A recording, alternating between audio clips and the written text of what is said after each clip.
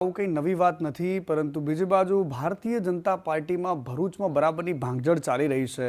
સાંસદ મનસુખ વસાવા હવે પોતાની જ પાર્ટીથી નારાજ થઈ ગયા છે. એમણે કહી દીધું કે કોંગ્રેસ અને આમ આદમી પાર્ટીમાંથી આવે એને તમે હોદ્દાઓ કેમ આપી દો છો.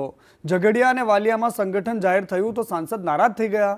કોંગ્રેસ અને આપમાંથી આવેલા આગેવાનોને કેમ સ્થાન અપાયું છે? ભાજપે આત્મમંથન કરવું પડશે. જે લોકો ભાજપને ગાળો આપે છે તે જ ભાજપમાં કેવી રીતે આવી ગયા અને એમને હોદ્દા પણ કેવી રીતે આપી દીધા? સવાલ મનસુખ વસાવાએ પહેલી વાર નથી કર્યા. પહેલા કાર્યકર્તાઓમાં પણ આ પ્રકારનો ગણગણાટ રહ્યો છે. સુધી જેમને કામ કર્યું હોય, સદસ્ય નોંધણીની અંદર જેમને સતત મહેનત કરી હોય એવા કાર્યકર્તાને સંગઠનમાં સમાવેશ કરવો જોઈએ.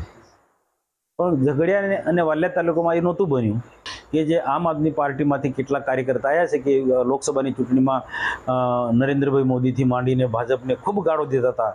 એ રીતના આમ આદમી પાર્ટીના કાર્યકર્તા હોય કે બીટીપીના કાર્યકર્તા હોય કે કોંગ્રેસના જે કેટલાક કાર્યકર્તા જે હમણાં જે હોદ્દા મળ્યા છે એ લોકો ભૂતકાળમાં ભાજપ વિરુદ્ધમાં ખૂબ બોલ્યા છે. તો એવા લોકોને પદ મળે તો સ્વાભાવિક છે કે તેનો જે વર્ષોથી કામ કરતો કાર્યકર્તા હોય એની નારાજગી થાય.